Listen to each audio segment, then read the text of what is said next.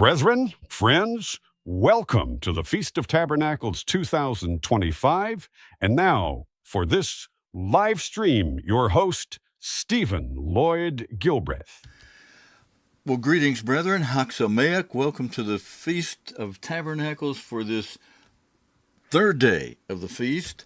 And as you can see on the calendar, today is the third day of the feast. That'll be we're Thursday, day 5, the 17th day of the 7th month on God's holy sacred calendar. And on the Roman calendar, that puts us at October 9, 2025. And if I sound a little rushed this morning, I was trying to, we had Jacob Host on the telephone line with us while we were live streaming yesterday. You heard him throughout yesterday's day 2 of the Feast of Tabernacles. And Jacob was wanting to be with us again this morning. He was going to call me about 15 minutes before the live stream. And when I didn't hear from him, I tried calling the hospital, and they had to do several different extension numbers, and finally came back and said, well, they're quite busy right now, so we may get interrupted with a call. They called me yesterday on Jacob's behalf, thankfully, and they know how to reach me here, so I'm going to keep my phone handy, and we may get the call from Jacob, and he'll join us again this morning.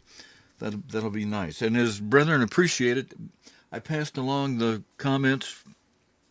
I see the comments from several of you responding favorably, sending greetings to Jacob, letting him know that you're sending up prayers for him. He, for a long time, has had seizures, and his dad, who just died a few months ago, was doing his best to work with it, and Jacob's been anointed for healing, and so Jacob really wants the healing and wants to get off the medications. And as his dad advised, and others who know advised you, some of these things, if you're on medication, you don't just cut it cold turkey. I mean, you got to have an extreme amount of faith to do that, and even there are people in the church say it's not wise to just cut it. You got to, if you've started that route of medicine and you're going to get off of them, a lot of them you have to taper off of them because it's extreme on the body to just cut cold turkey once you've gone that route. And you got to have somebody who knows how to taper you off of it. And that's been a complicated thing because his doctors are not wanting to. Of course, they have reasons. Sometimes they don't want to do it based on the wallet and the pocketbook, but even otherwise, it just physically can be difficult. But Jacob very much wants that, and I think he might have dropped his medicines a little quicker than without some professional help and coaching, and it caused him to become unconscious. He fainted in front of some store, and they called an ambulance and had him sent off to the hospital. But as you heard yesterday, he's happy and doing well. The hospital room's not his normal place, so it's like a tabernacle for him. And brethren, you, as I said yesterday, you may stay in your home. There are some people who do this, though, even while we're scattered, and they don't have, they don't want to fellowship with some of these vanity plate groups, especially with yours truly having the commission to tell what God did with Robert Collins and how he made him take the vanity plate name off the group he had started if he wanted to be healed by God from a full body cancer. And he did it, and God blessed him. God completely took away the full body cancer. We'll talk about that another time. We want to spend a lot of time rejoicing today. We want to get to the next section of Lesson 38 of the Bible Correspondence Course, a course that gives the basic rudiments from Scripture of why we keep this day still today and what this day means. But we're going to open up the service with, first of all, a hymn, and we'll all sing together from Psalm 1. Blessed and happy is the man who never walks astray. So we'll have the lyrics scrolling on the screen for you from Psalm 1. a song that relates to the two blessing and cursing chapters, where if you obey God, you're blessed. If you disobey God, woo, watch out, just the opposite of those blessings, cursings. And so this summarizes that by its title, Blessed and Happy is the Man, as the words in the lyrics say, who never walks astray. Let's all sing together beginning. Blessed and happy is the man who does never walk astray, nor with the ungodly man stands in sinners' way. All he does prospers well, but the wicked are not so. They are chaff before the wind, driven to and fro. Verse 2. Where his corner's chair he sits, for he places his delight in God's law and meditates on it day and night. All he does prospers well, but the wicked are not so. They are chaff before the wind, driven to and fro. Everybody, verse 3. We shall be a tree that grows, planted by the riverside, which in season yields its fruit, green its leaves abide. Holy cross prospers well, but the wicked are not so. They are chaff before the wind, driven to and fro. My brethren, thank you very much. Brother, Thank you very much to all of you who sang along with us on this first hymn. Thanking you there from a recording from a former Feast of Tabernacles, and I do want to thank you, brethren, for those of you who sang along with this first hymn. We're going to go ahead and sing a second hymn, and then we'll be mentioning some things in the news, and then going straight to the next section of section H. No, section G. Section G is next. We'll be going to section G of the lesson 38 of the Ambassador College Bible Correspondence course on this Feast of Tabernacles. And so let's switch over to another hymn. We'll sing from Psalm 4, Trust in God and Stand in Awe.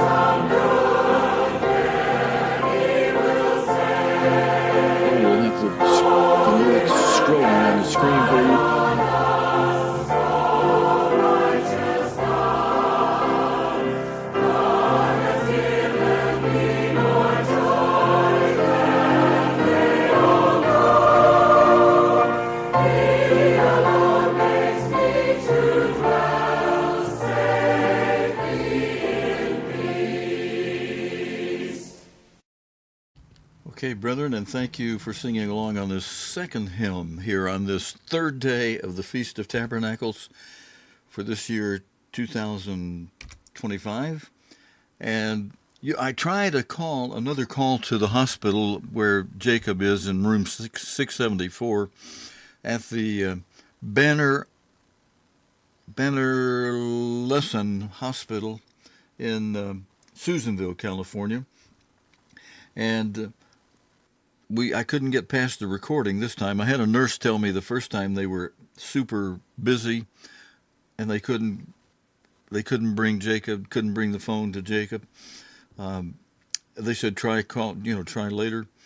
Well, I went ahead and tried another call while we were singing the hymns and got a recording. The hospital said the hospital is busy. Please try your call again later. They do know how to call me, and hopefully, if we don't hear from Jacob during the live stream, we will have this in the archive later, and I can play an archive recording over the phone for Jacob.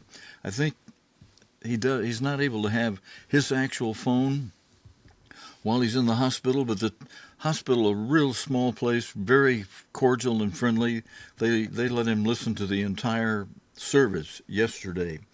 But we'll go ahead with lesson 38, and I just need to load the scriptures for this section G, and we've got those loaded, and get it on the screen. Okay, and I've got that part ready, so we'll begin now with the next section G of lesson 38 of the Ambassador College Bible Correspondence Course. Audio. This section of audio contains the questions and scripture from section G of lesson 38 of the Ambassador College Bible Correspondence Course, the 58-volume edition, as revised in 1965. This audio version is copyright 2025 by Sabbath.tv and COGTV.org. This presentation is directed and presented by Stephen Lloyd Gilbreth. The overall subject of this course lesson is the Feast of Tabernacles. Here now are the questions and scriptures for Lesson 58, Section G. Section G, time of great physical and spiritual rejoicing. Question G. 1. Now perceiving its meaning, did Nehemiah's company find this Feast of Tabernacles a time of very great gladness? Nehemiah chapter 8, verse 17. Nehemiah 8, verse 17. And all the congregation of them that were come again out of the captivity made booths, and sat under the booths. For since the days of Jeshua the son of Nun unto that day had not the children of Israel done so, and there was very great gladness. Question G. 2. Does God intend for everyone, regardless of age, social strata, or economic level, to rejoice in the Feast of Tabernacles? Deuteronomy chapter 16, verse 14. Deuteronomy 16, verse 14. And thou shalt rejoice in thy feast, thou and thy son, and thy daughter, and thy manservant, and thy maidservant, and the Levite, the stranger, and the fatherless, and the widow that are within thy gates. Question G. 3. Does this verse also show that God intends for a man to take his wife and children to rejoice with him at the Feast of Tabernacles? Same verse, and Deuteronomy chapter 12, verses 5, 7, and 12. Deuteronomy 16, verse 14. And thou shalt rejoice in thy feast, thou and thy son, and thy daughter, and thy manservant, and thy maidservant, and the Levite, the stranger, and the fatherless, and the widow that are within thy gates. Deuteronomy 12, verse 5. But unto the place which the Lord your God shall choose out of all your tribes to put his name there, even unto his habitation shall ye seek, and thither thou shalt come. And verse 7. There ye shall eat before the Lord your God, and ye shall rejoice in all that ye put your hand unto, ye and your households, wherein the Lord thy God hath blessed thee. And, verse 12, ye shall rejoice before the Lord your God, ye and your sons, and your daughters, and your men servants, and your maid servants, and the Levite that is within your gates, forasmuch as he hath no part nor inheritance with you. Haven't we already seen that attendance of all grown males is absolutely mandatory? Deuteronomy chapter 16, verse 16. Deuteronomy 16, verse 16, 3 times in a year shall all thy males appear before the Lord thy God in the place which he shall choose, in the feast of unleavened bread, and in the feast of weeks, and in the feast of tabernacles, and they shall not appear before the Lord empty. Question G, 4. Does God say that good food such as sizzling steaks and expensive delicacies should be bought and eaten to multiply our joy and happiness during this feast? Deuteronomy chapter 14, verse 26. Deuteronomy 14, verse 26. And thou shalt bestow that money for whatsoever thy soul lusteth after, for oxen, or for sheep, or for wine, or for strong drink, or for whatsoever thy soul desireth. And thou shalt eat there before the Lord thy God, and thou shalt rejoice, thou and thine household. Does this show what wonderful abundance there will be in the millennium of the wonderful world tomorrow? Comment. Over and over, God tells us that the Feast of Tabernacles is a time of exceedingly great rejoicing. To fleshly Israel, the Feast of Tabernacles should have been the most joyous of all God's feasts because it was celebrated just at the season when the winter store was in. If Israel had followed God's ways, her blessings and material things always would have been greater than other nations. She would have had abundant reason to rejoice at this season. But the happiness and joy and prosperity pictured by the Feast of Tabernacles will come about universally under the righteous and enlightened rule of Jesus Christ. Obedience to the spiritual principles of God's laws and God's revealed way of life will make the world tomorrow a deliriously, gloriously happy place. Those striving to grow to spiritual perfection, fit to be spirit beings in the millennium, can learn now to use freely, yet safely and efficiently all the material blessings given them. The Feast of Tabernacles gives the opportunity to live abundantly for 1 week. God has commanded you to live above what you would be normally able to afford, even to splurge that you may learn by experience while properly picturing the wealth the whole world will enjoy. If you are accounted worthy to be in the first resurrection, you will have all the powers and possessions of God, the whole created universe, to use fully. Question G, 5. When the Holy Spirit is being poured out freely, what will happen to the natures of men and animals? Isaiah chapter 11, verses 6 through 9. Isaiah 11, verse 6. The wolf also shall dwell with the lamb, and the leopard shall lie down with the kid, and the calf, and the young lion, and the fatling together, and a little child shall lead them. And, verse 7, the cow and the bear shall feed. Their young ones shall lie down together, and the lion shall eat straw like the ox. And, verse 8, the sucking child shall play on the hole of the asp, and the weaned child shall put his hand on the cockatrice den. They, verse 9, shall not hurt nor destroy in all my holy mountain. For the earth shall be full of the knowledge of the Lord as the waters cover the sea. Will God even change the digestive systems of carnivorous animals so they will be able to receive their nourishment from vegetation? Isaiah chapter 11, verse 7, and Isaiah chapter 65, verse 25. Isaiah 11, verse 7, and the cow and the bear shall feed, their young ones shall lie down together, and the lion shall eat straw like the ox. And Isaiah 65, verse 25, the wolf and the lamb shall feed together, and the lion shall eat straw like the bullock, and dust shall be the serpent's meat. They shall not hurt nor destroy in all my holy mountain, saith the Lord. Comment. This coming millennial change in the very natures of humans and animals, no more to harm or destroy, is chief reason why the Feast of Tabernacles previews this time with such great rejoicing. At this point in the Ambassador College Bible Correspondence course, there is an American stock photo showing a plate of scrumptious food, and the caption that appears under the photo reads, God's holy days are in the King James Version called feasts. They are intended to be really enjoyed with good food, drink, and fellowship.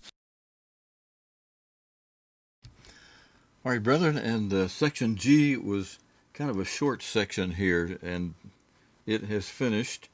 And the next section that we'll be going to tomorrow, and tomorrow's day 4 of the feast, will be a much longer section and will go for a little while.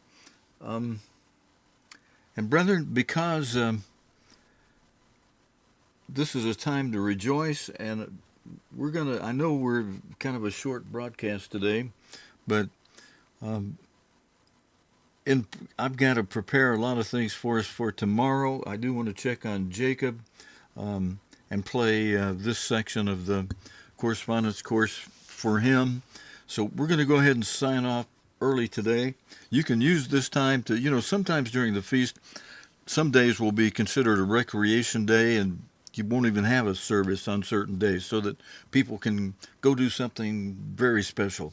So we're going to give you time to rejoice, find a nice restaurant to go out and eat, like this picture from the correspondence course showing a really scrumptious meal. And we do, brethren, we use second tithe for this, so hopefully all of you, even those of you staying home, you should have extra money to really go to some of the finest places where you are in your town that you might not regularly be able to go to during the year. So find you some of those, really rejoice today. We'll be back tomorrow with day 4 of the feast. We'll start at our usual time, 10:30 a.m. Eastern Time for day 4. You're invited to come back and join us again for the service tomorrow. Thank you for being here today, and look forward to seeing you in the morning in the U.S. and the afternoon in the U.K., 10:30 a.m. Eastern Time from wherever you are. Until next live stream, Stephen Lloyd Gilbreth, wishing you a very happy and rejoiceful feast, and Chag Sameach.